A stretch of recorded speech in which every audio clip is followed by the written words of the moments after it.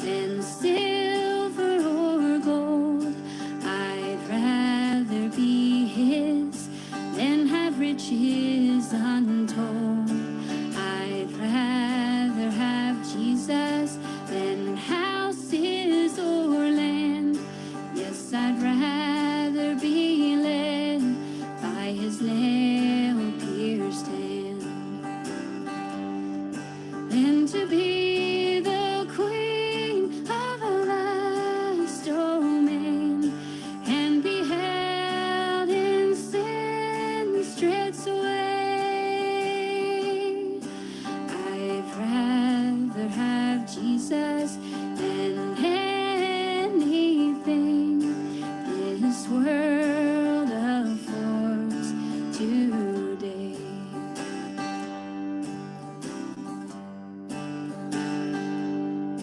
I'd rather have Jesus than worldly applause.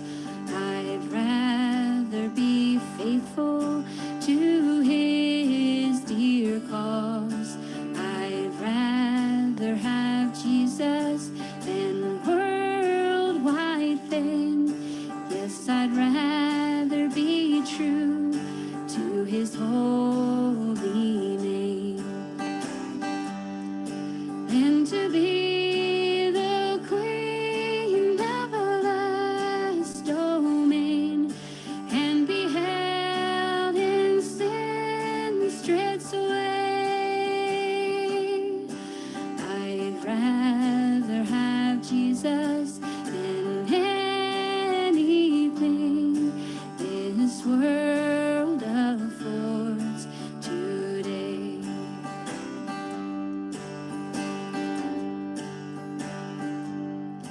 He's fairer than lilies from rarest bloom. He's sweeter than honey right out of the comb. He's all that my hungering spirit needs. I would rather have Jesus and let him lead than to be the queen of a vast domain and be held in sin's dread sway. I'd rather have Jesus than anything this world affords today. I'd rather have Jesus than anything this world affords today.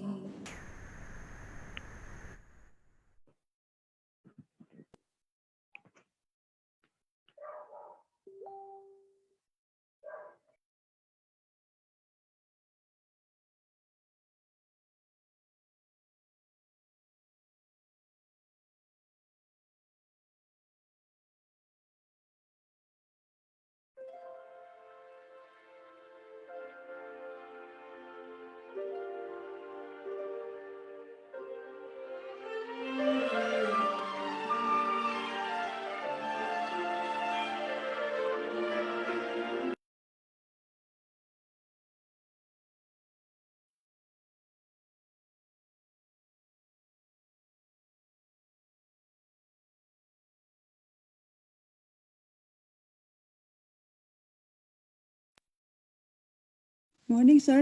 Wala po kayong sound.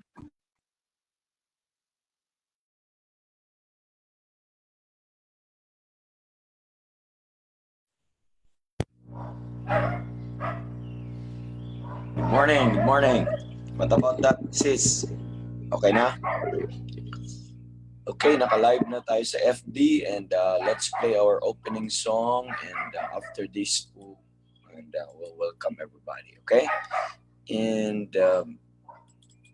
let's play our beautiful morning and wishing everyone also a beautiful morning.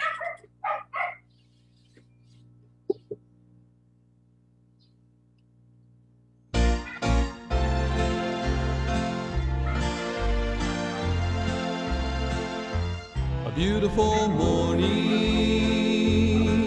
When Jesus I shall see, a beautiful morning.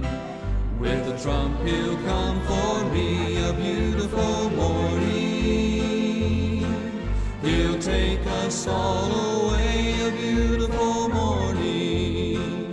Yes, a beautiful day.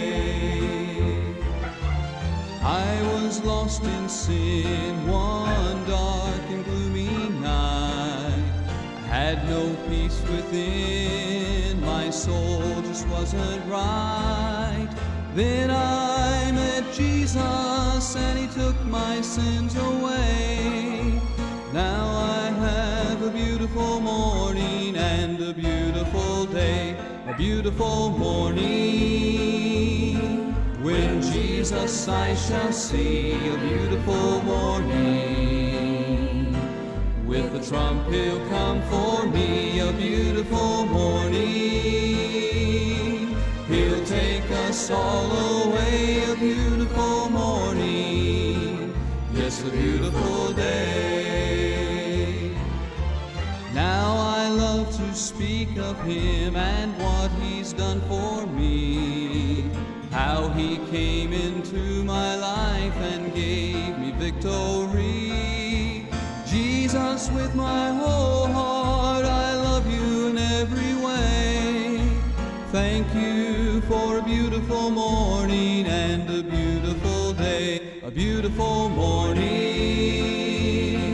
When Jesus I shall see, a beautiful morning. With the trump he'll come for me, a beautiful morning. He'll take us all away, a beautiful morning. Yes, a beautiful day, a beautiful morning. Yes, a beautiful day.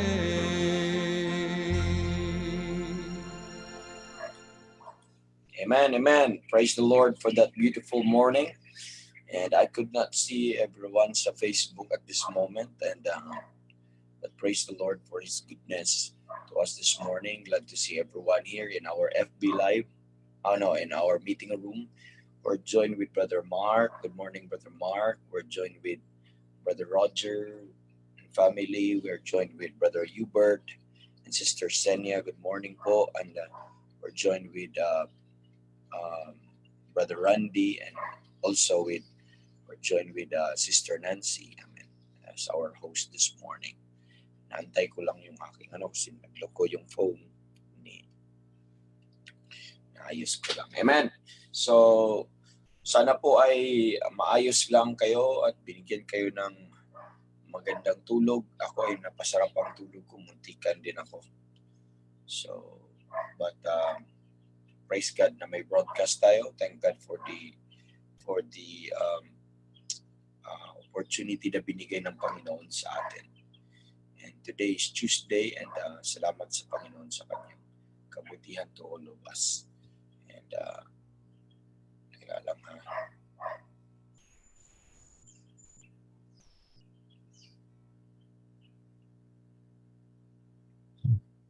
Amen. And Brother Mark here, ay may greetings. Sabi ni Brother Mark, good morning, brethren, and to you, brightest evangelist. Thank God for, sabi niya dito, thank God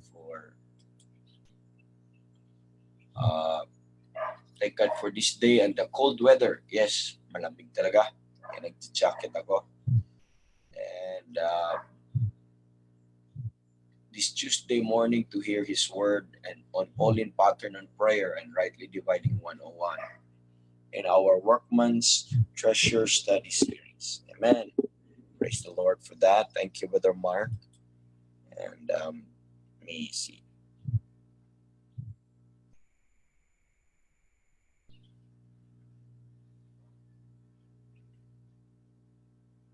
Okay. Meron na tayong 3 comment po dito. So hindi ko, at least mababasa ko na ngayon. Makikita ko na. And sabi po dito ni Sister Mel, good morning. Have a beautiful morning po sa lahat. okay na po ang eyes ni Ma'am Sally Tejada. Salamat sa prayers. Amen. Thank God, thank God. Pinag-pray natin yung condition na eyesight ni Ma'am Sally. Maayos na. And from Sister Kath, have a blessed morning, evangelist, and to all brethren. Amen. Praise the Lord. Another ano po, greetings from Brother Ricky. And sabi ni Brother Ricky, good morning Sir Rog and brethren. And continue to pray for salvation of loved ones sa Cebu at Bohol na hindi sila mahawaan sa virus, spiritual understanding, lalo na sa biyaya ng Panginoon, pag-iingat din sa pagtataho. Tama po. Amen. So sa Cebu, patuloy pagpipray. And even condition ng ating buong bansa po mga kapatid. Kasi although nag-lax tayo sa quarantine, ang ating government, pero mga kapatid, yung ano naman ay dumadami yung cases natin. So, binabalance ng ating government between health at sa economy. Kaya somehow, sa tagal na ng panahon ng lockdown, ay kailangan magpaluwag. Not because gumanda ang atin pong or na-flatten na natin yung curve, but because of ang iba kailangan maghanap buhay. That's why our government has to make such move. Amen. So sabi ni Sister M, sabi niya, have a blessed morning po Evangelist Rogie and to all brethren out there. God bless us all. God bless us all. Amen. Praise the Lord. Good morning sa iyo, Sister M. Amen. And Brother Ricky ulit, sabi niya, please pray din po, sir, sa ultrasound at labs ni Sister Pate, Sister Bem at Sister Glinda sa Friday. So, yung mga pregnant moms natin nag-request ng prayer request, ng prayer para sa ngayong Friday, magpa-laboratory ulit sila. Amen. So, we'll mention that this morning. And Sister Mila Barbon, sabi niya, good morning po sa lahat. Good morning dyan sa inyo. Sister Josie, good morning po sa lahat. God bless po. Lahat po ito nasa compound ng Mindoro. And their pastor ay sabi ng kanilang pastor, Pastor Anton, to all Mindoro and Pampanga brethren, beautiful morning. So, yung mga taga Pampanga at taga Mindoro, mag-attend kayo palagi sa prayer breakfast kasi chine-check ni Pastor Anton ang inyong attendance. Joke lang po. Amen. Amen. I'm so blessed na itong mga taga Pampanga at taga Mindoro ay all-out support with their pastor and biyaya ng Panginoon. Amen. And I hope nagiging profitable sa inyong spiritual life ang atin pong prayer breakfast.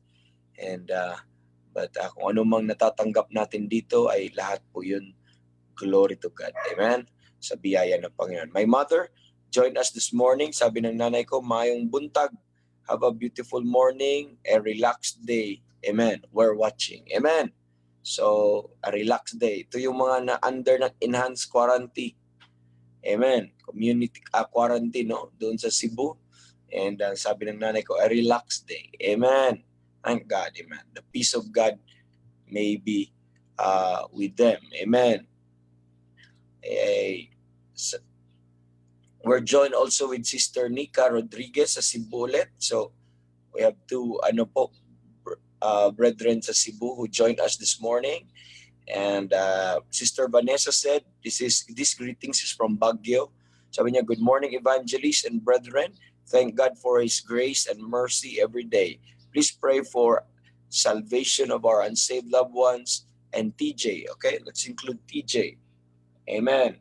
And sabi ni TJ, sabi ni dito, and thank you. So yun pala. So, by the way, si TJ wrote a touching letter, amen, to us. Nasa PMA po siya ngayon and he's ongoing sa kanyang schooling. Please, let's include him sa ating panalangin na i-include natin yung Musomos family. Okay? Musomos family. Include natin sila.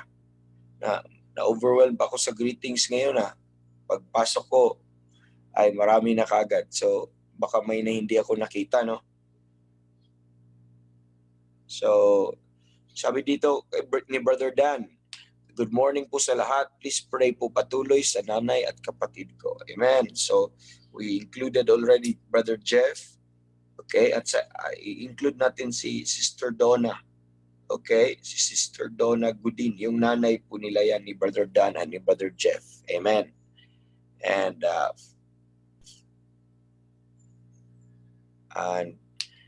praise the Lord. Okay? So, wala ako na miss dyan. And after this, mga kapatid, I will read our list and open pa rin tayo for prayer request po, mga kapatid. And sabi ni Brother Roger dito sa meeting room, this is a greeting from meeting room. A blessed day to everyone. It is true that Jesus took our sins away, and every day is a beautiful morning. Glory to God. Amen. Every day is a beautiful morning.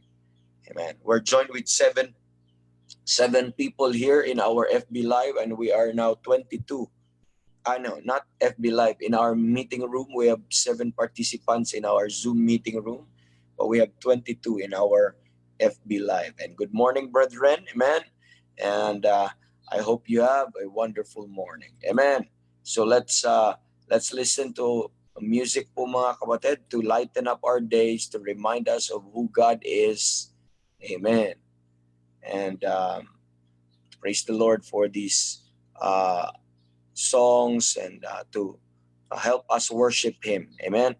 To help us worship Him early in the morning. Amen. So let us remind ourselves, mga kapatid, with this song. The title of the song is What a Meeting in the Air. What a Meeting in the Air. One day po, mga kapatid, we are going to meet the Lord in that air. Amen. And there's that meeting, mga kapatid, not anymore in our prayer meeting, in our prayer breakfast, in our Sunday services, but there will be a meeting in the air. And Jesus Christ will be that. Amen. Will be the one who will lead us that meeting, and we're going to meet Him there in that place. One of our favorite hymns, a choir, meeting, what a meeting in the air. Amen. Glory land is not so far away, and we'll reach it some glad day. Heaven's home is now my final goal, there to live while ages roll. What a happy day days will be. What a glorious jubilee. Amen. All of heaven Heaven will be there. What a What a meeting in the air. Wretched lives are oh so sad to see. Those who live in misery. But in heaven no more grief or pain. Crippled lives are whole again. What a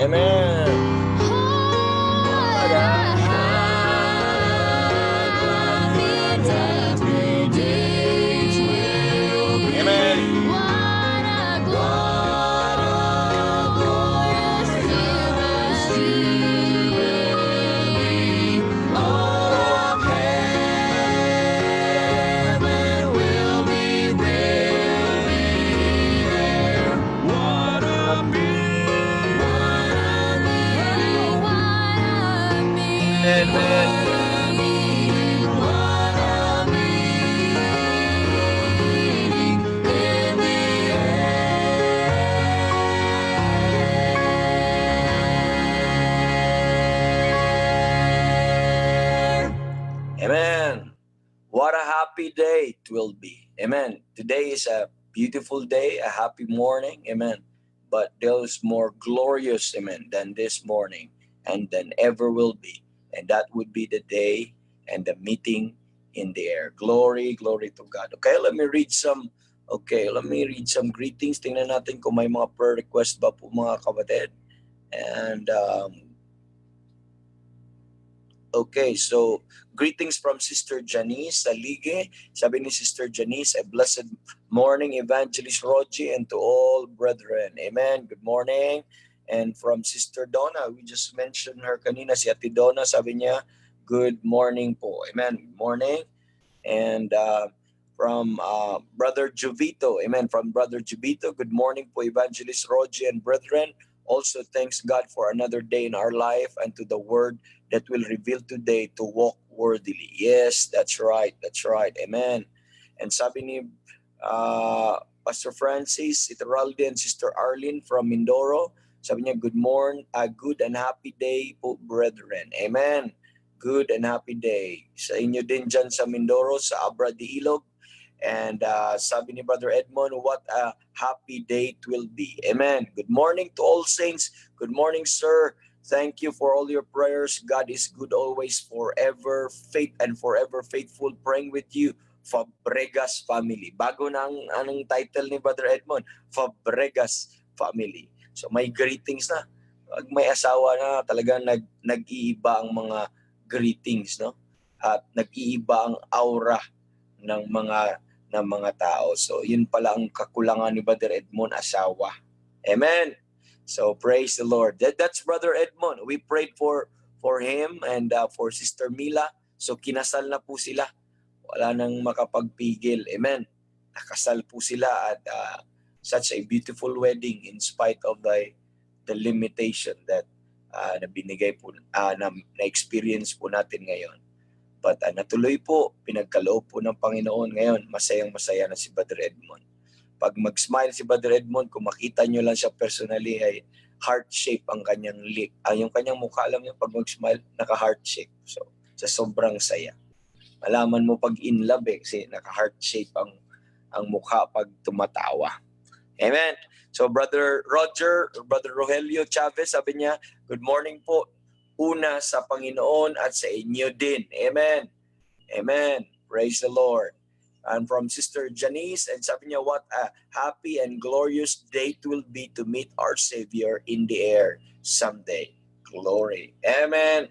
Glory. And okay, so continue to pray for our daily broadcast and every day po mga kapatid, and pag-pray po natin yan. Gagamitin today at even not only our prayer breakfast but lahat po. Meron po tayong mga prepared na mga programa para sa buong araw. Ngayon nakasuspend ang ating AVPI online po mga kapatid ng 1 week at mag-resume po tayo ng second quarter sa Monday. So I will post some announcements po mga kapatid patungkol po doon if you'd like to join us dito, and you can. Amen. So mag-remove din ako ng mga ilang mga students, okay? And so pray for Pastor Ben and family, pray for People First Name Baptist Church, pray for our pastors, evangelists na kilala natin tumatayo sa katotohanan, at mga churches po mga kapatid na pinagpipray natin every day. Pray for our unsaved loved ones, pray for our pregnant women. And kanina may prayer request yung pregnant women natin tatlo, Sister Glenda, Sister Bem at Sister Pate ay mag-laboratory ulit sila. And of course, protection sa kanila sa labas. Lalabas ulit po sila. And pag-pray natin si Brother Alanis Tuesta sa kanyang leukemia, and Brother Jeff din sa patuloy niyang prayer natin sa kanyang chronic kidney disease.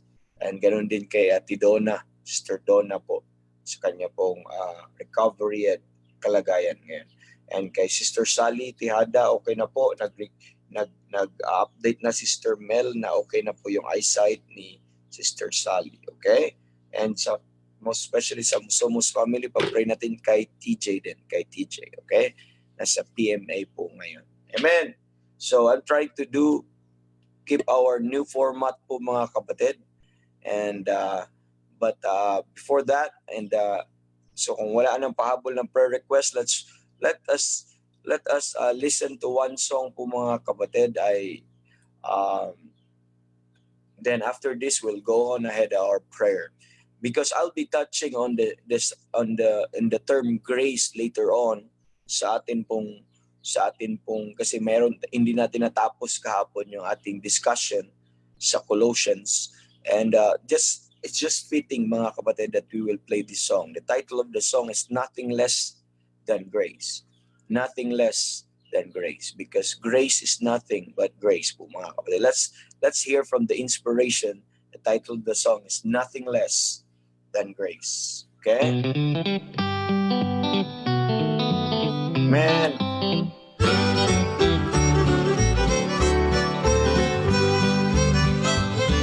How marvelous, how measureless, how fathomless our God. Master of the universe was He. Amen.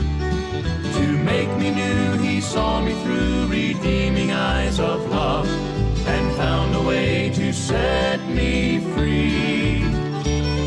He saw the blood-stained rugged cross with Jesus lifted high, a sacrifice that sin could not erase. There the Lamb of righteousness was left alone to die. He knew it was nothing less than grace.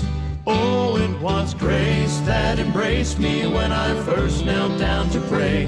It was Amen. grace that replaced Amen. my sin and washed the stain away.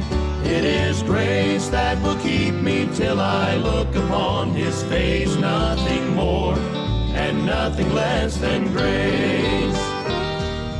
Years before I tried so hard to make it on my own, living life the best that I could live.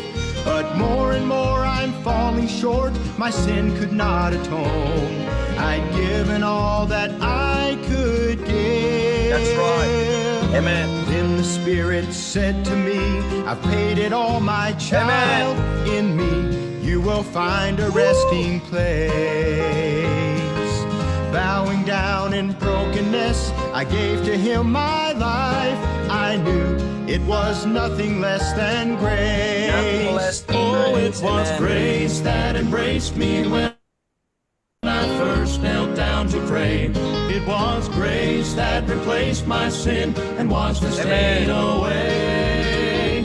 It is grace that will keep me till I look upon His face. Nothing more and nothing less than grace. Oh, it was grace that embraced me when I first knelt down to pray. It was Amen. grace that replaced my sin and washed the stain away. It is grace that will keep me till I look upon His face. Nothing more and nothing less than grace. It is grace that will keep me till I look upon His face. Nothing more and nothing less than grace. Nothing less than grace. Amen. You see that? It's the grace, nothing less. Amen.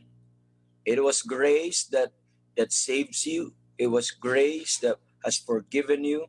It was grace that has put away all our sins, mga kapatid.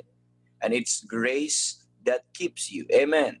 And it is nothing more and nothing less than grace. Amen. It's the grace of, that's why the Bible says, in whom we have redemption through His blood, even the forgiveness of sin, according to the riches of His grace. Amen. We are justified freely by His grace through the redemption that is in Christ Jesus. And what a blessing po mga kapatid na nakita po natin at ang biyaya ng Panginoon. All that we enjoy now, all that we receive now po mga kapatid is nothing more, nothing less than grace. I hope we realize that. We'll talk about that later on po mga kapatid. And but praise the Lord. Welcome everyone ulit, and Dito from Brother Eric, good morning po sa ating lahat. And from, we're joined also with, sino ba itong hindi ko na-recognize kanina. Anyway, let's go on ahead sa ating prayers po mga kapatid. And let me just play some music para po ay. And please join me, and as we go to the Lord in prayer, kung wala nang pahabol po mga kapatid, let's have our prayers, okay? Let's pray. Our gracious Heavenly Father, thank you Lord sa inyo pong goodness sa amin. Salamat Panginoon sa binigay niyo pong kabutihan araw-araw sa aming buhay. Salamat nandyan ka, salamat totoo ka, real, at na-enjoy namin ang lahat ng mga bagay na meron kami, ang bliss na ito, Lord, na meron kami, na galing sa inyo. It's nothing more and nothing less than grace. And help us not to forget it, Lord. Help us to always recognize it every day sa buhay po namin. Tulungan nyo kaming lahat, Lord, na hindi namin kailanman makalimutan. Kasi the moment we do, Lord, we will start to boast. We will start, Lord, to take pride on our accomplishment or what we can do. But in reality, Lord, we are nothing apart from your grace. And thank you for that thought to remind us, Lord, that everything is by grace and that we are all surrounded by your grace. And help us, Lord, that truth will keep ringing in our heart, in our mind, that whatever we do, wherever we go, Lord, we will never forget that it's all by your grace and grace alone that keeps us and saves us and everything, Lord, that we have now. And thank you even in our prayer, even in this prayer time, Lord, we are coming to the throne of your grace that we may find help, that we may find grace to help in time of need. Salamat sa biyaya na yon na masusumpungan po namin, Lord, doon sa throne room ng grace. And thank you for being there, and thank you, Lord, for the reality of these blessings. And praying, Lord, as we lift this up, yung mga names and mga cares na meron kami nakalista, please be with us, join us, Lord, and teach us how to pray. Teach us, Lord, what to pray. We lift up, Lord, our daily broadcast program na naka-prepare. Gamitin nyo patuloy, not only our devices, but even yung mga brethren na naka-in-charge po nito, na nag-host po nito. Tulungan nyo po sila na magiging effective, Lord, na may pangaral po ang inyong salita na totoo, at we will do that we might do this joyfully, Lord. And sana magamit ito sa mga kaluluwa, ma-save, ma-redirect kanilang buhay, ma-edify, Lord, ang inyong katawan. Bless you din ang aming mga listeners, mga hearers namin, Lord, and mga viewers, and yung kanilang mga devices din, at ganun din ang kanilang internet connection. Let it be, Lord, na ma-further at may ma-save na kaluluwa even today by any means, Lord, na under po ng any of these program. And praying for Pastor Ben, continue to bless him always, continue to use him, continue to grant him with health, with strength na nanggagaling sa inyo. And may Christ's strength will rest upon him. And Lord, equip him with truths and help him as for the stewardship para po sa church na pinagkaloob niyo sa kanya, People First Name Baptist Church.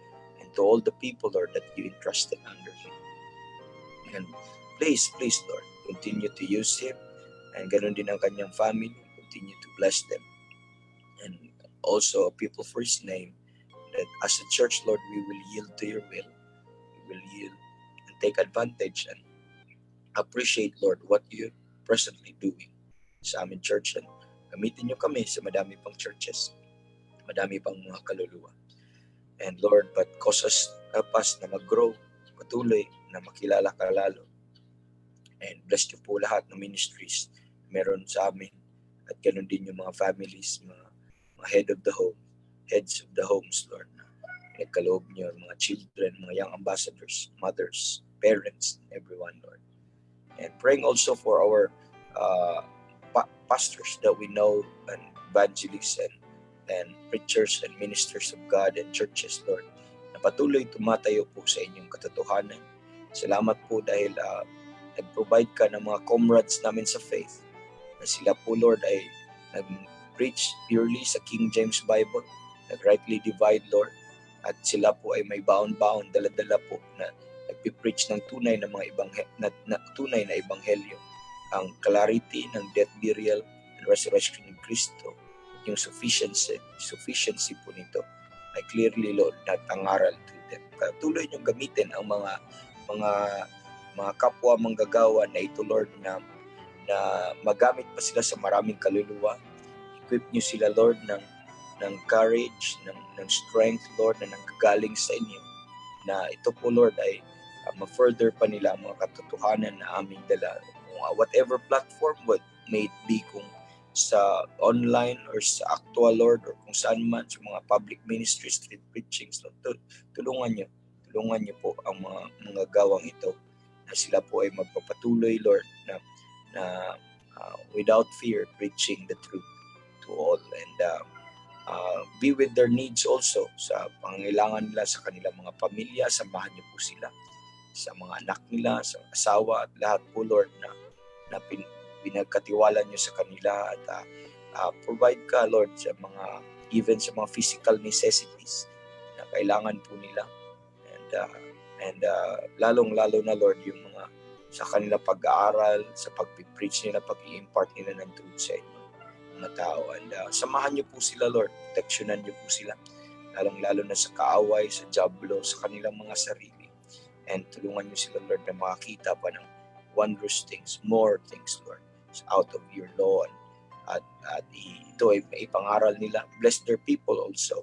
Yung mga churches na ito, yung bawat pamilya, tulungan niyo po, Lord. Well, I'll quickly mention some names, Lord, to remember them sa aming panalangin. Si Pastor Hurley Tabigne, Lord, si Pastor Abraham de la Cruz, si Pastor Wilfred Pasio. And bless him also kasi aalis ulit sila, pupunta sila kay Pastor Lindawan, and mag-preach sila doon, at sana maka-encourage po sila sa mga brethren doon. Gamitin niyo si Pastor Wilfred at yung buong family. And Lord, we pray also for Brother Hubert Eka sa ministry po doon, at sa Mangkayan. Bless him. Gamitin niyo po sila patuloy. Ganon din si Pastor John Amita, praying for Pastor Alde Maypay. Praying, Lord, also we remember also si Pastor Vic Mangkao, si Pastor Alan Madis, Lord, si Pastor Arnel Torcedo, lalong-lalo na sa kanyang arthritis, Lord, be daw his strength, Lord. Ngayon, tawakan mo po siya na magamit pa, hindi po ito maging hindrance sa inyong gawain.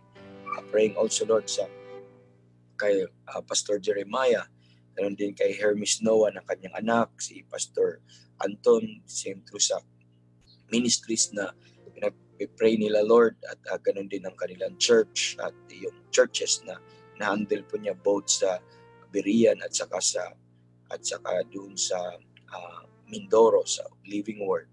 And praying for, we remember also Pastor Josiah Manzano. We remember also, Lord, si Pastor Alvin Anabiasa sa Batasan, and ganoon din si Evangelist Bobby. And praying for the online ministries na kinakandak na ni Evangelist Bobby. Bless him, Lord, bless him, and use him more sa mga lessons na kanya pinipreach. At ganoon din, Lord, si Pastor Ariel Almario sa Kabuyaw. Remember him. Sana patuloy kang magpalago sa kanya, at ganoon din ang church na pinagkaloob niyo po sa kanya. Ganoon din, Lord, ang si Pastor Francis Iturralde. We also remember yung situation nila doon sa Abra de Ilog, at yung nag-positive po doon, at give him wisdom. Ganoon din, samahan niyo po din si Sister Arlene sa kanyang pagbubuntis. Ganoon din, Lord, ang mga brethren po namin sa Palawan, si Pastor Mark Varney, si Pastor Jeter, si Pastor Bernabe, and ganoon din si Pastor Angel Salvatierra. And praying also sa brethren namin sa Mindanao, ganoon din si Pastor Cesar Cabungcal, si Pastor Raul Flor, at si Pastor Jonathan Ratonil, si Pastor Tony Sara. I've heard a report, Lord, that they will conduct a joint public ministry, street preaching sa southern part ng Bukidnon. Please help them. Tulungan niyo po itong mga pastors na ito, mga ministers of God na ito. Patuloy na gamitin niyo at the same time protektahan niyo po sila, Lord, habang sila ay nangangaral. Sana ang mga preachings na abot po sa mga unsaved, Lord, ay maging malinaw at sana they will preach out of love, Lord, and makita po ng mga sinners ang compassion ng Panginoong Jesus through them. At salamat at gamitin niyo po sila, Lord. Empower, enable niyo po lahat sila. Yung mga gospel tracts na kanila ipimimigay, yung mga voices nila, yung mga equipments, lahat-lahat ng bawat isa, gamitin niyo po sila. We remember also Pastor Ariel Aris Muñera sa kanyang decision making, ganun din sa church nila, at si Pastor Wilmar Giraga, praying also kay Pastor Albert Gadi, and ganun din si Pastor Orlan Fajardo. Please bless these brethren na mention namin, their families, at kung may mga nagsistruggle, most especially kay Pastor Albert Gadi, kung hindi pa tanggap ng whole family or ng church, Lord, tulungan niyo siya na ipaliwanag, Lord, ang mga katotohanan na ito with love sa kanyang family at sa kanyang church. Bless ngayon si Pastor Bob sa kanila po, provide comfort, Lord, sa kanila pong situation ngayon, and be with Sister June and the whole family po. And patuloy kang mag-bless pa rin sa ministries ni Pastor Bob, gamitin niyo siya even sa funeral doon. And ganun din ang mga evangelist Mike Tormont and Chris Hewitt, Lord, si Pastor Gideon Gao, at ganun din si Pastor Lord, si Brother Peter China. And praying for our unsaved loved ones, and we all have unsaved loved ones, Lord, and continue pleading for them na sana ay mag-yield po sila sa inyong truth, mabuksan ang kanilang mga mata, at sila manguna sana, Lord, ang magsiksa na sila sa mabasa nila ang Biblia, at sana once na marinig nila ang Biblia na maniwala sila sa katotohanan over sa magiging loyal sa religious belief. But bless, use everybody, use us, Lord, use anybody na maiparating sa kanila ang Ebanghelyo. At this moment, Lord, we pray for the opportunity, anumang opportunity, Lord, na mapakinggan nila ang clear, Lord, ang simple plan ng kaligtasan. And praying also, Lord, sa mga pregnant ladies namin, at patuloy niyo silang protektahan, grace them with health, ganun din ang kanilang mga baby na sinapupunan, at sana ay mag-provide ka din sa mga gastusin, and provide them a safety, Lord, sa difficulty ngayon sa situation namin, and ganun din ang peace and spiritual understanding sa kanilang mga puso. We remember Sister Jem, then Sister Glenda, Lord, praying for them, Sister Renaline, Sister Raquel, Lord. We remember also Sister Rosebel, Sister Fatima, ganun din ito sila, Lord, Sister Glenda, Sister Rosebel, and Fatima. Magpa-check up po sila ngayong Friday, sila po ilalabas. Provide them safety, Lord, sa kanila pong lakad, at ganun din ang good result sa kanilang laboratory tests.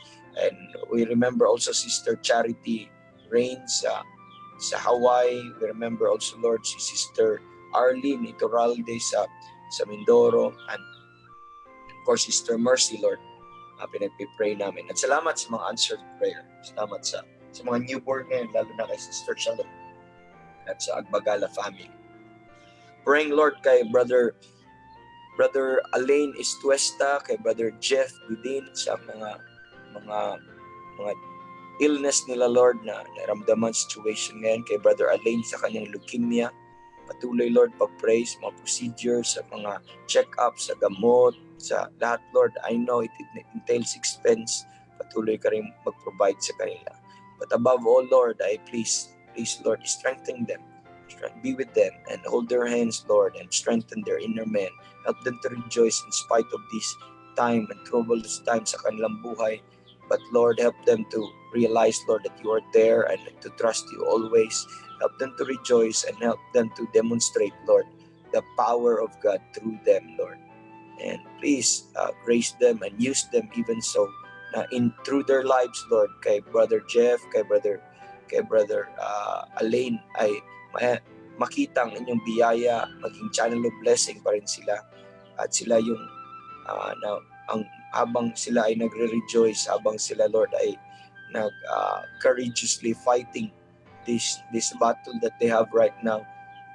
Help people, Lord, na makita sila na ma-bless po nila and ma-realize na through them, Lord, na ikaw ay mabuti sa buhay ng bawat isa. And Lord, if you could grant them healing, and that's your disposal. But we pray, Lord, kung ano yung inyong kalooban po para sa kanila. Ang alam namin, Lord, na gagamitin niyo sila by health or by infirmities. At alam kong gagamitin niyo po sila, Lord. And but help them just to understand your will, Lord. Makita po nila that they will be filled with the knowledge of your will in all wisdom and spiritual understanding. And thank you. Praying also for their parents. Praying also for sa mga guardian na nagbabantay sa kanila, Lord. Give them joy always, na hindi ma-discourage, and encouragement patuloy po na nanggagaling sa inyo. Ganon din, Lord, ang Musomos family, ang request, lalong-lalo na si TJ, Lord, sa PMA, protect him always, guide him always, Lord, sa kanya pong pag-aaral. Sana po, Lord, ang faithful testimony at ma-demonstrate na doon, may pakita niya doon, Lord. At tulungan niyo siya mag-rely patuloy sa inyong kalakasan. And protect him, Lord, sa mga evil doers, sa mga evil things doon. Ganon din kay Sister Vanessa sa kanyang health, and kay Sister Gay, we remember also sa kanila pong lupus. And protect them always, Lord. Give them, Lord, always strength and spiritual understanding in the inner man, Lord. And praying for their unsaved loved ones also. Patuloy ito ay masave. Now, praying for our broadcast this morning. Bless niyo po ito, Lord. And patuloy ka mangusap sa amin. Turuan niyo kami patuloy, Lord, sa pamamagitan niyong salita. Thank you for the praying saints na kasama namin ngayon. I-prepare niyo ang mga puso, and we're excited to serve you, to know you more. And this we ask in Jesus' name. Amen and amen. Amen. Good morning. Praise the Lord. Okay, lumampas tayo ng 5 minutes sa ating but just for us to know po, mga kapatid, sa mga kapatiran, ang atin pong sequence na arrangement, we try our best na at least 45 minutes man lang ating preaching, but same schedule, 6 o'clock to 7:30 po, mga kapatid. But we'll try our best na from 6 o'clock to 6:45 tapos na tayo sa mga greetings, prayer request, at saka sa mga prayers po, mga kapatid. Then 6:15 pataas hanggang 7:30 ay sana ay makapag-preach po tayo po, mga kapatid. Amen. So praise the Lord, and good morning everyone. So ang dami ng mga greetings dito, mga kapatid, at hindi ko na po mababasa pong lahat. Let's go to the preaching ngayong umaga. We are still in the book of Colossians. And let's go to the book of Colossians chapter number 1. Tatapusin po natin yung atin pong naumpisahan doon sa third part, okay, ng prayer ng Colossians chapter number 1. Amen. And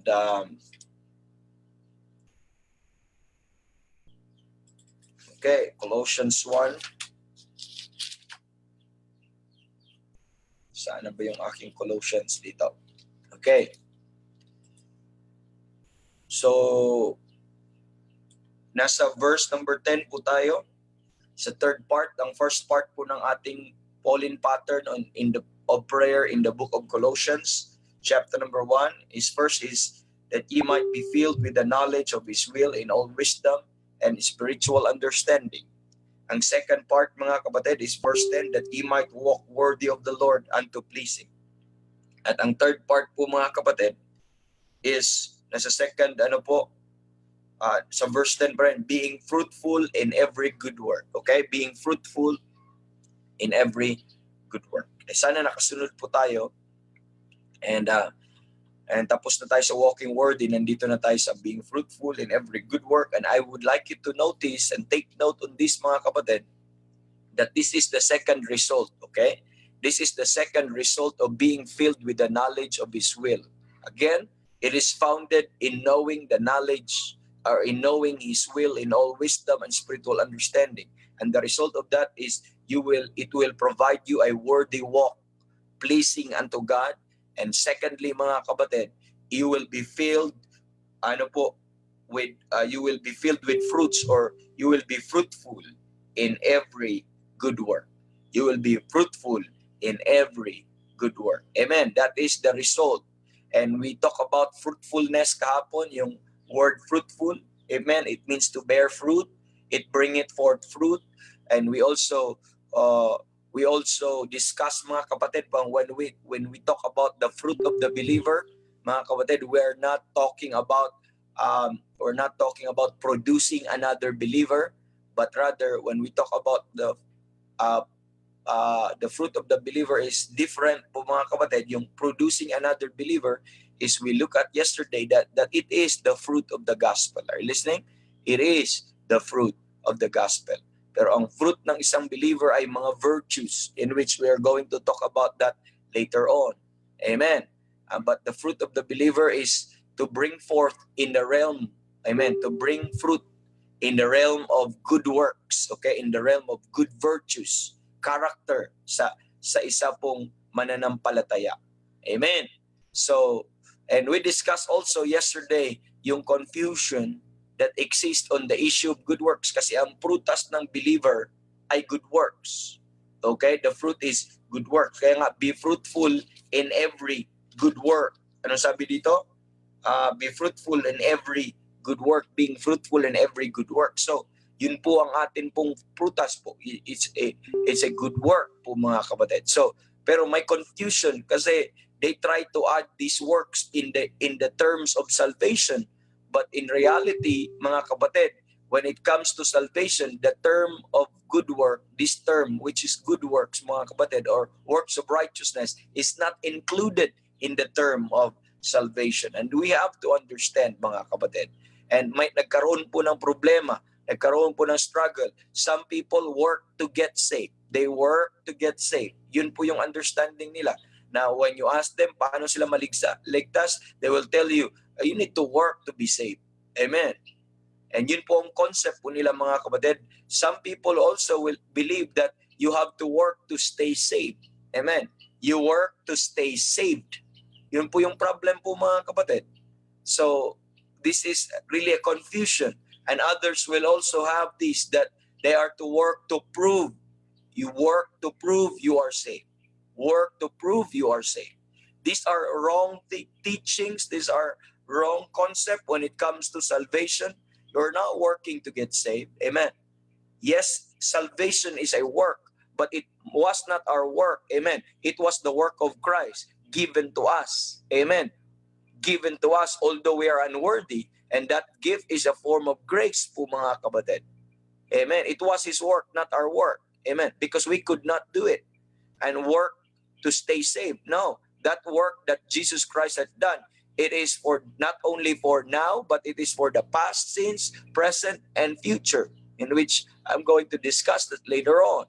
And you don't work to prove you're saved. Amen. You are not saved by the fruit. Amen. Amen. You don't work to prove you are saved po, mga kapatid. By the way, the tree don't have to bear fruit. Amen. The tree don't have to bear fruit so that ma-prove niya that he is a tree. It is a tree. Makita mo lang na may leaves at lahat po ng iyan, mga kapatid. Don't have to bear fruit para lang ma-prove na siya ay totoong puno. Intindihan po natin, malaman mo, makita mo na ito ay puno po, mga kapatid. Pero kailangan niya mag-bear fruit para malaman natin kung anong klaseng puno. Intindihan po natin? So that we will know kung anong klaseng puno po, mga kapatid. But our works are never or can never save anybody. Amen? So let me discuss more of that later on po, mga kapatid. Now, in Ephesians 2:8 and 9, our favorite verse, amen, that we know po, mga kapatid, is it teaches in Ephesians 2:8 and 9, for by grace are ye saved through faith, and that not of yourselves, it is the gift of God, not of works, lest any man should boast. So pinapakita po doon po mga kapatid, and many other verses like in Titus chapter number 3 verse number 5, not of works of righteousness which we have done, but according to his mercy he saved us, not of works of righteousness. You see, not of works, not of works. Amen. Amen. Of righteousness which we have done. So that is to say, these verses that I recited to you mga kapatid, clearly teaches, they clearly teaches without a doubt po mga kapatid, that works cannot get anyone saved. Amen. Works cannot get anyone saved po mga kapatid. Amen. If they could po mga kapatid, if works could save, amen, then salvation would not be a gift of grace. Salvation would not be by grace po mga kapatid, bestowed to the undeserving sinners. And if I could work for my salvation, then therefore no need for Jesus Christ to come and to die on that cross of Calvary. Amen. No need for him to do that po mga kapatid. If salvation, if I could be saved by my works, amen, no need for God to die, to become man, and to suffer all those horrible deaths mga kapatid na na-experience po niya. No need for that. Kasi anyway, you could save yourself. But we know, and you know you can. Amen. And God knows you can. Amen. That's why out of his love, amen, he sent forth his son. Amen. Because we could not. He sent forth his son to accomplish something that we could not. Amen. To perfect something we could not. Amen. To please God. Amen.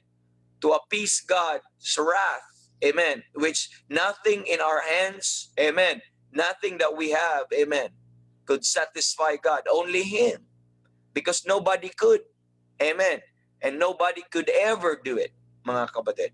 Only, no angels, no men, only Jesus Christ, only God can satisfy himself. That's why God has to become man, amen, to satisfy himself po mga kapatid.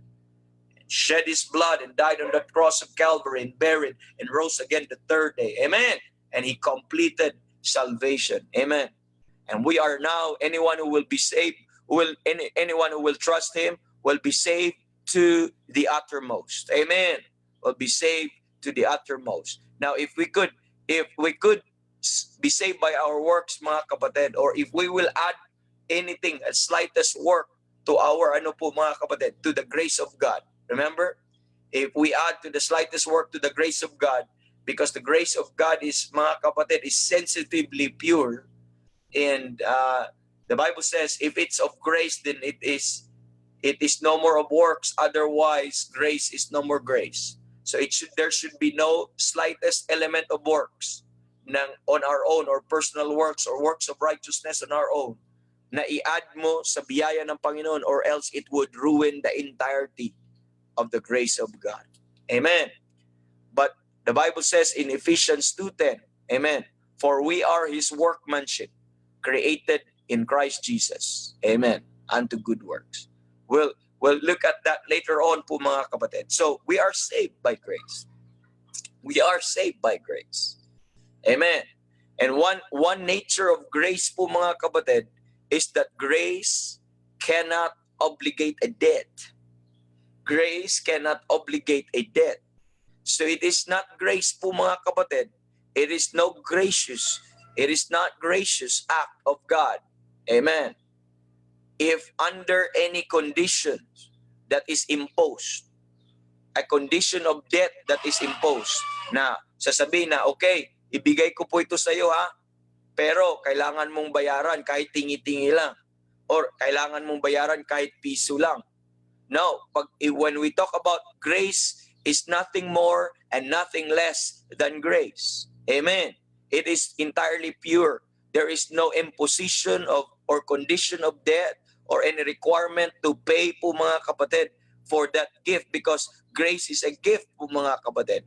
You understand that grace is unrecompensed. It should be unrecompensed. It should be unmerited po mga kapatid, favor. It is necessarily po, ang biyaya po mga kapatid ay unrecompensed as to the obligations. Amen. That's why itong question natin kanina, work to get saved, work to stay saved, work to prove you're saved. That's wrong po mga kapatid. Because you are saved by the grace of God. And if you are saved by the grace of God po mga kapatid, that grace is unrecompensed. That grace mga kapatid is free. This grace is unrecompensed as to the obligation which are past. It is unrecompensed to the past obligation. It is unrecompensed to the obligations that are present. It is unrecompensed to the obligations that are future, mga kapatid. Wala kang obligation past, present, future to maintain your salvation. It's all paid in full. It's all done. Amen. It's all finished, mga kapatid. It's all accomplished by the Lord Jesus Christ. No more because the payment, the death of Christ was to pay your past, to pay your present, and to pay your obligation which are future. It's all paid in full, mga kapatid. The believer is now secured in that, mga kapatid. Therefore, you have nothing to maintain, nothing to prove, amen, nothing to work for, nothing more, nothing less than grace. That's all about it. That's salvation po, mga kapatid. And you need to understand that. Amen. Because grace must always remain pure. It must remain unadulterated. It must remain, amen, unrecompensed in its generosity. Amen. And benefit. Kasi hindi po yung grace, mga kapatid, kahit a slightest na requirement at sabihin niya na, okay, bigay ko to sa'yo. Ito worth ay 5 million, bigyan mo ko ng piso. No, hindi na po yun libre. Binayaran na muna ang piso yun. That's already a payment. Amen. There's already a form of pag-impose ng conditions of a debt. But it should not be po mga kapatid. But grace is entirely pure. But how do we now take the grace of God kung wala tayong responsibility? I'm not saying wala po tayong response. There is a response. But let it be that our response should not ruin the principle of grace. Amen. Let it be, either you are saved by grace or you are saved by works. Ganun lang po mga kapatid. Kahit pa sinasabi mo ay 99% ay biyaya ng Panginoon, ang 1% ay sa iyo. And that would ruin grace. Amen. Grace is no more grace. Hindi po ganun. So ang tanong ngayon, what would be my response that it would not ruin the principle of grace? And what is that? And that is faith. Because faith is not works. And believing, because believing is not work. Any response, mga kapatid, that is not a work. Amen. That is not a work. Amen. Will, mga kapatid, will fit and will be consistent to the principle of grace. But any element of work, mga kapatid, kahit gaano yan kaliit, kahit gaano yan kasincere, basta work could not mingle, it could not coexist with grace, mga kapatid. It could never coexist with grace, yung work po mga kapatid. It will destroy the other one po mga kapatid. Hindi sila pwedeng pagsamahin. Kaya ano po ang response para hindi po maruin ang principle ng biyaya, para ang kaligtasan ay maging biyaya? The response is belief and faith, because faith is opposite of works. Look at, ibig mo sabihin ang pagbilib ko ay hindi yun work? Hindi. Sino may sabi? Hindi ako. Ang Bible. Ang Diyos. Amen. That's the only response. What about prayer, sir? Prayer is a work of righteousness. Amen. What about confession? Confession is a work of righteousness. Hello. What about abandoning my sins? That is a work of righteousness. Amen. What about yung baptism? That's a work of righteousness. Anything you add to grace, mga kapatid, those principles that I mentioned, as long as it's an element of work, it would ruin the principle of grace. And what then? The question is, what then? Amen. What principle then would be consistent, amen, to the principle of grace? Romans chapter number 4. I'd like you to go to Romans chapter number 4. And please don't miss this verse. This is the verse that tells us that faith and believing in the sight of men is not a work. but rather it's a response. Because when you put your belief and faith, you are not actually working, you are just leaning. You are just resting. When you put your faith, you stop working. When you believe on God, you stop working po mga kapatid. You rested on what He said. You rest on what He said. You trust on what He said. Are you listening? That is faith. That is believing. That's why it was not qualified as work. Amen. But it was qualified as the right response to grace. Okay? Ano sabi po mga kapatid? Look at Romans 4. Beside ko verse number 4. Now to Him, Romans 4 verse 4, now to Him, okay, that worketh is the reward, not reckoned of grace, but of debt. Now, I'd like you to take note, okay? Anything you work for, are you listening? Anything you work for, anything you strive for, is the reward and not reckoned of grace. Amen. Ang response sa work mo ay reward. Amen, not grace. Amen. It is reckoned, not reckoned of grace, but of debt. So hindi yun biyaya when you work for it at saka nakatanggap ka ng isang bagay because you work for it. That is not reckoned as grace, but that is reckoned as reward. Pag may pinagtatrabahoan ka, nakatanggap ka ng something, reward yun ng iyong labor. Fruit yun ng iyong labor. So not reckon of grace, but of debt. So ibig sabihin, yung pinagtatrabahuan mo, nagkakautang sa'yo. Remember this, God is not indebted to us. Hindi siya nagkakautang sa atin. At ni kailanman may obligation siya sa atin because He is God. But bagkos tayo pang nagkukuutang sa Diyos. Amen. Yun po yung realidad. Pero hindi siya nagkakautang sa atin. Why should He give you salvation? Why should He give you salvation? Because you work for Him, you serve Him. It's a reward. Salvation is not a reward. Salvation is a gift. Salvation is grace. It's not a reward because you work for it. Even before you are born, even before you realize that there's God, even before you realize there's good, there is hell and you are condemned and there is the Savior po mga kapatid. God already, Jesus Christ already died 2,000 years ago for you. Before you do anything good. Amen.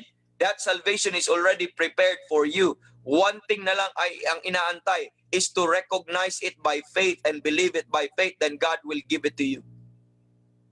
Are you listening? At anong sabi po dito mga kapatid? Verse 5. But to him that worketh not. But to him that worketh not. So worketh not. Hindi nagtatrabaho. But believeth on him that justifieth the ungodly. You see that? Worketh not, but believe it on Him. So that is to say, believing is never a work. But to him that worketh not, but believe it. So when you believe, amen, you cease from working. You cease from, I'm talking of salvation. When you believe God in salvation, when you trust God in salvation, to him that worketh not, you rest your case and say, Lord, ang iyong kaligtasan lang, ang iyong sacrifice lang sa cross ang makapagligtas, you even cease from working. You stop working. Amen. But you start trusting. You start leaning. Okay? Para bang, sometimes our children will try to help us and sometimes may sinabi ako kay Mano, sinasabi ko, no, stop. Hindi yan, ganito yan. Just trust your dad. So may gusto siyang gagawin. I try to teach you something and by his own effort, he will insist it. Then I'll say, stop, just trust your dad. Trust lang si Papa. Amen. Then he will start to watch. And I'll start to observe. Ano pong point mo mga kapatid? That is, sometimes mga kapatid, yun po, at that's reality in salvation. So, throw that crap that you work to get saved, work to stay saved, work to prove you're saved. It may sound good, but it's not Bible. But the Bible says, ang maligtas is to him that worketh not. Ang kaligtasan is to him that worketh not, but believeth on him that justifieth the ungodly. Believe it on him that justifieth. Believe it on what he hath done for you. Believe it that he can save you. Amen! Believe it that He can deliver you from hell. Amen. And ano sabi? His faith is counted for righteousness. That faith is counted for righteousness. You see, mga kapatid? So it is unrecompensed as to the obligation which are past. It is unrecompensed to obligation which are present, and unrecompensed, mga kapatid, ang biyaya, obligation which are future. It must remain, mga kapatid, pure. It must remain, grace must remain unadulterated, and recompense in its generosity, in its benefit, and rightfully so. Rightfully put, mga kapatid, a benefit cannot be called a gift. Amen. A benefit or the salvation could never be called a gift if it is paid before, if it's paid at the time, or if it's paid after. It could not be a benefit. Sometimes kasi mayroon kang, okay, wala kang i-cash out mo na nito. After 6 months na, saka mo pabayaran. Hindi yun grace. Delayed payment lang. Salvation, hindi ka naman nag-delayed payment sa salvation na kailangan mo na magtiwala. Mas-save ka ngayon, ha? Pero pag bukas, pag hindi ka mag-work of righteousness, ma-forfeit yun, ha? Mawala yun, ha? No, salvation is not like that. But grace, a gift is a gift, mga kapatid. You are free from any payment of the past, any payment of the present, any payment of the future po, mga kapatid. There is no such thing as obligation if it's given to you and that's yours and that's your disposal po, mga kapatid. If the motive is grace, then that giver will not require you of anything, mga kapatid, to maintain that gift for you.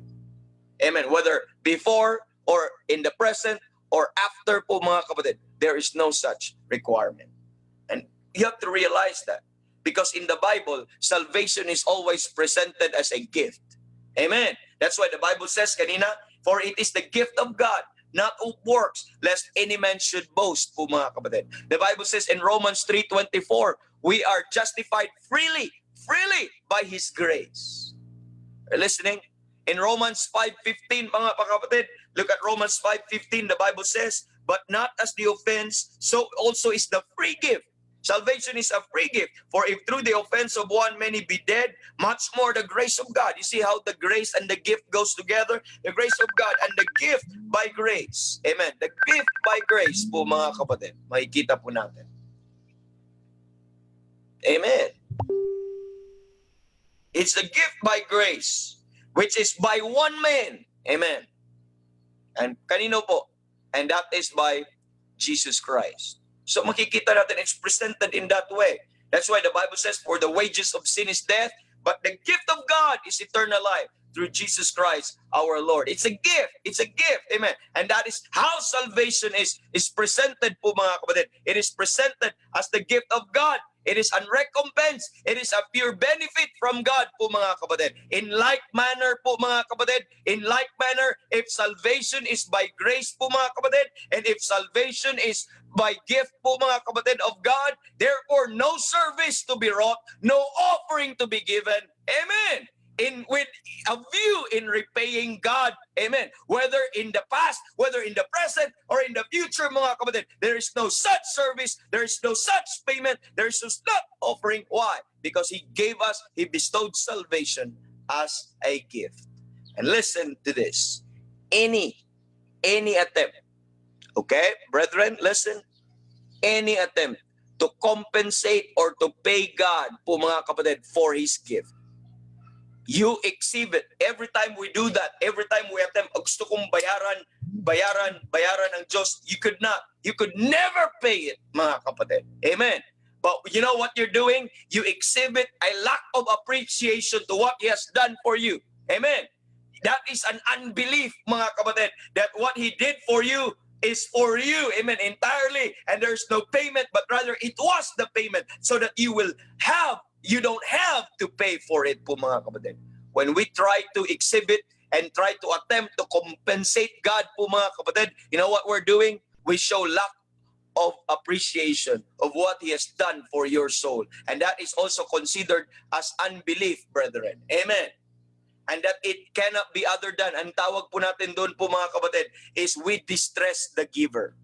Amen. We distress the giver. Any attempts to repay His gift, or no matter how sincere you are, No matter how determined you are po mga kapatid, you are trying to repay po mga kapatid, it only serves to frustrate the grace of God. It only frustrates to serve, it only frustrates the grace of God. The Bible says mga kapatid in Galatians 2:21, Paul said, I do not frustrate the grace of God. Amen. If salvation is come by the law mga kapatid, then Christ died in vain. Amen. He's dead in vain. No. Let's not frustrate the grace of God.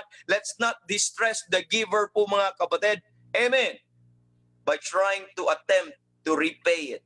Amen. And you know, the greatest effect of that is when you attempt to repay it, you are lowering, I am lowering po mga kapatid, the marvelous kindness of God to a very low area of level of barter and trade. Ano to? Barter and trade? Okay? Sabi ng Panginoon, I will give you this, please give me what you have. No, that's not. Amen. Salvation is a byproduct of God's love. Salvation is a byproduct of God's mercy, long-suffering, and kindness and grace. It was not precondition of exchange or a barter and trade po mga kapatid. How faithfully we should serve Him. Amen. We should serve Him faithfully. And we should.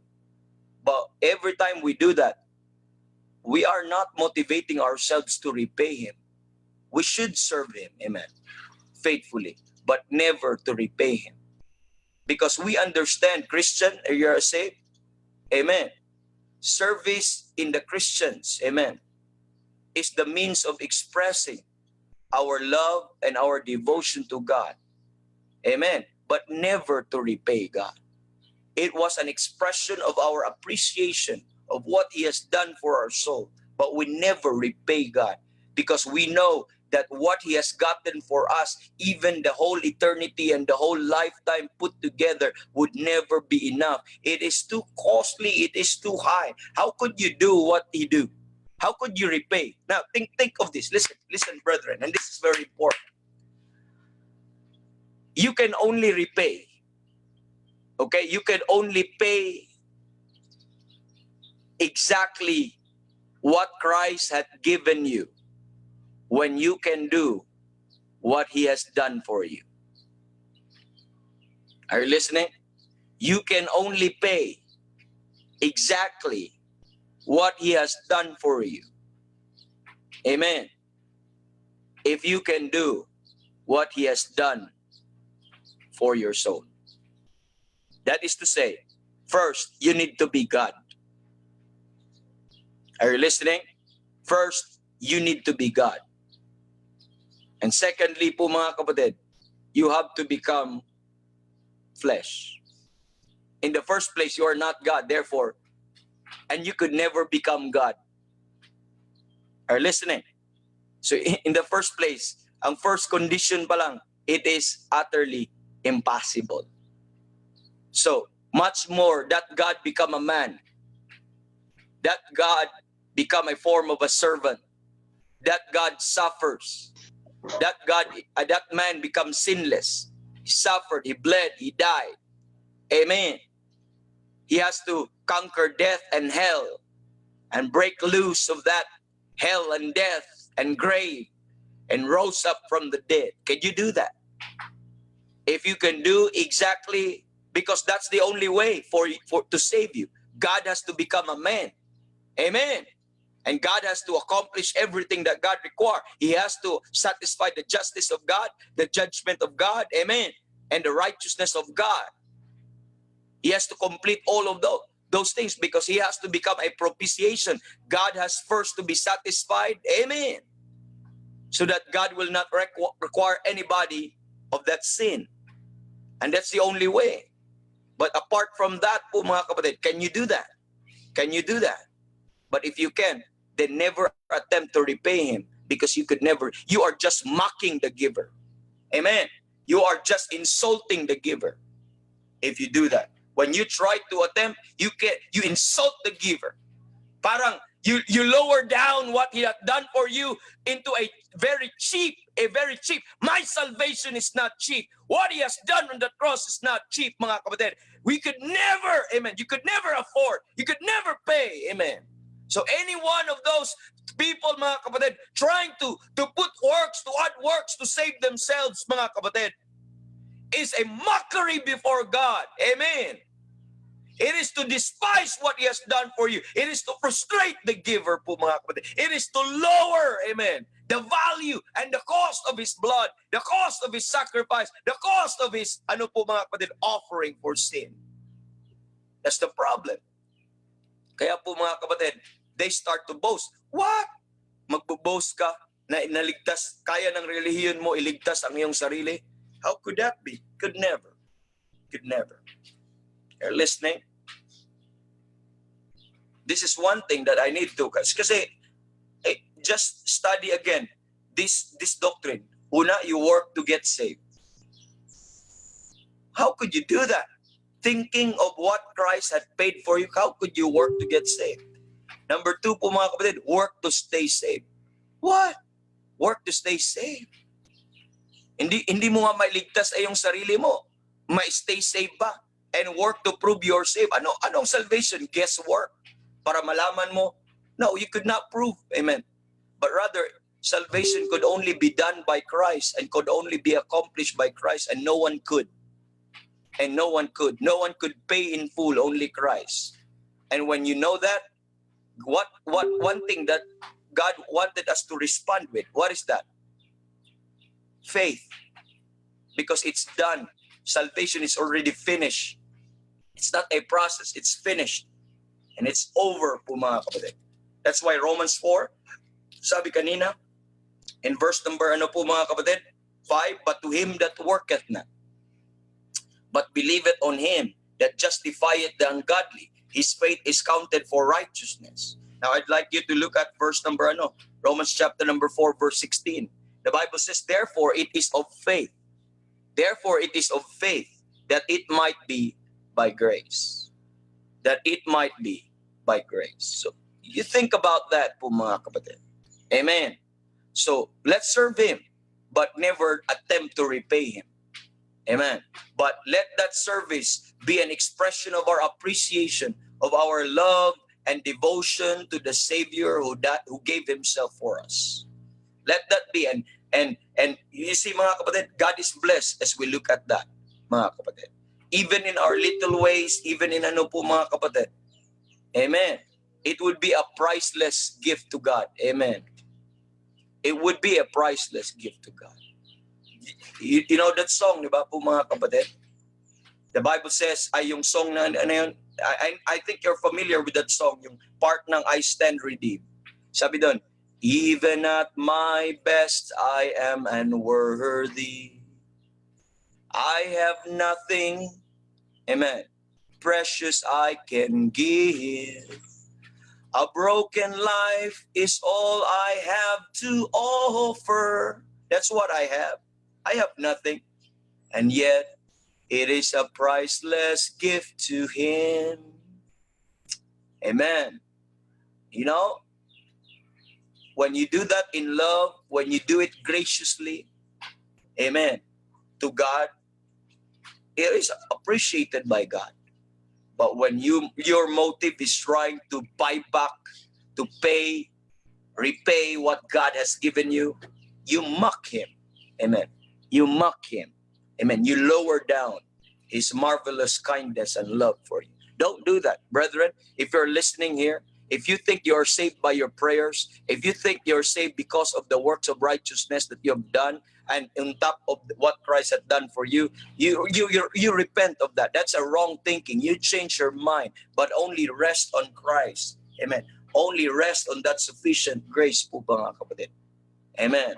And when you are serving Him with that motive, you repent of that. But serve Him by love, with appreciation, because of mga kapatid, of who He is and what He has done for our soul.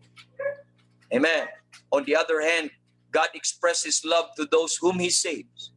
And by gracious thing He has done po mga kapatid. Let it be just like Paul.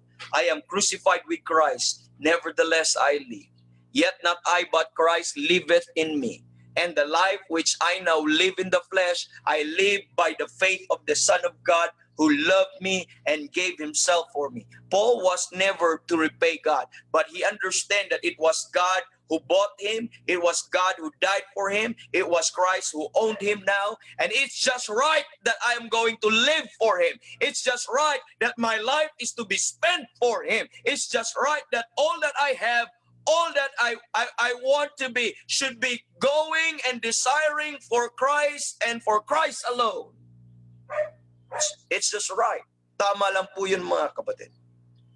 Amen. But never I was trying to repay him.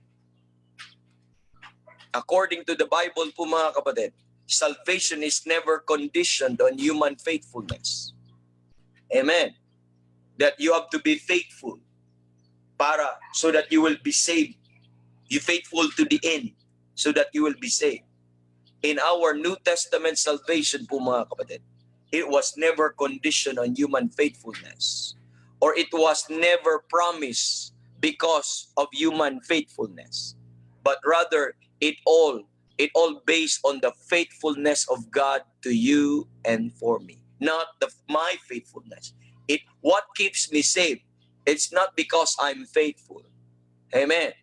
What keeps me saved is because God is faithful. It was not my faithfulness. Amen.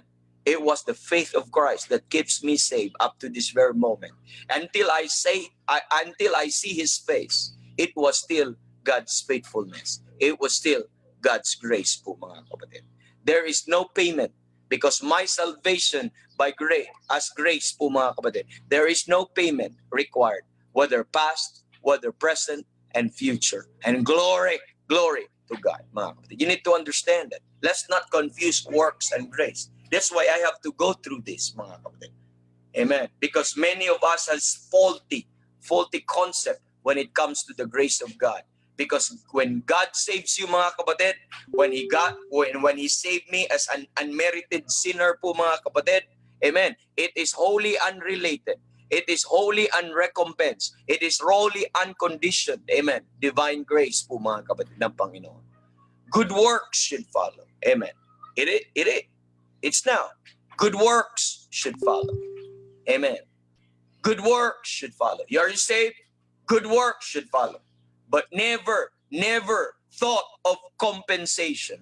Never thought of repaying. Our good works was never to repay. It would never be enough. It would never be enough. Amen. But good works should follow, but no thought of compensation. But rather, we are told in the Bible in Ephesians 2:10, mga kapatid. Amen. For we are His workmanship, created in Christ Jesus unto good works. You see, we're not saved by good works, but we are saved unto good works po, mga kapatid. Christians are created unto good works. You are created as saved in Christ unto good works. Therefore, good works should follow. Not to add on salvation, but it follow. It is the result of salvation. It is the fruit, mga kapatid, that we're talking about. Amen. That we could now being fruitful in every good work. Why? Because I'm saved. I'm saved by the grace of God. That's why I could now be fruitful. The unbeliever could not be fruitful unto good works. The unbeliever cannot be fruitful unto every good work. Why? Because they needed first to be saved. Their work would never be accepted of God, not until they will accept the work of Christ for their soul po, mga kapatid. You listening? You get that? Amen. We are created unto good works. Amen. And in Titus chapter number 2, verse 14. Amen. Titus chapter number 2, verse number 14. We are saved to become a peculiar people, zealous of good works. We are, by all means, right now, if you're saved right now, amen, you are, amen, unto good works. And if you're saved right now, you are saved, amen. And you are now become a peculiar people, and we are now zealous of good works, amen. You see that? When we preach, that's already a good work. And that I know is already the fruit, amen. That it's not, the fruit was not producing another believer, but the act, amen. The action, the work that you're doing, the preaching, the thing, because wala naman tayo, hindi naman tayo makapagligtas eh. All we have to do is to bear fruit. Ang bear natin ng fruit, ano yun? Good works. At isa sa mga good works, nagpipreach tayo ng ebanghelyo. Amen. Nagpipreach tayo ng ebanghelyo sa mga hindi ligtas. Nagpipreach tayo po ng salita ng Diyos sa mga tao ng Diyos. Tumutulong tayo. Yun po ay good works po mga kapatid. Nag-follow na dahil ligtas tayo. Yun po ang prutas natin. Pero kung nag-preach ka ng ebanghelyo po mga kapatid at naligtas yung tao na yun, hindi yun ang prutas mo. That's the fruit of the gospel. Pero yung act mo yun yung fruit. Are listening?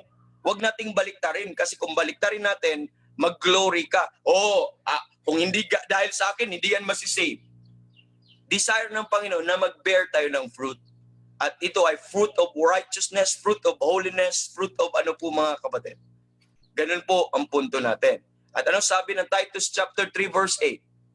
They which have believed in God. Are you a believer?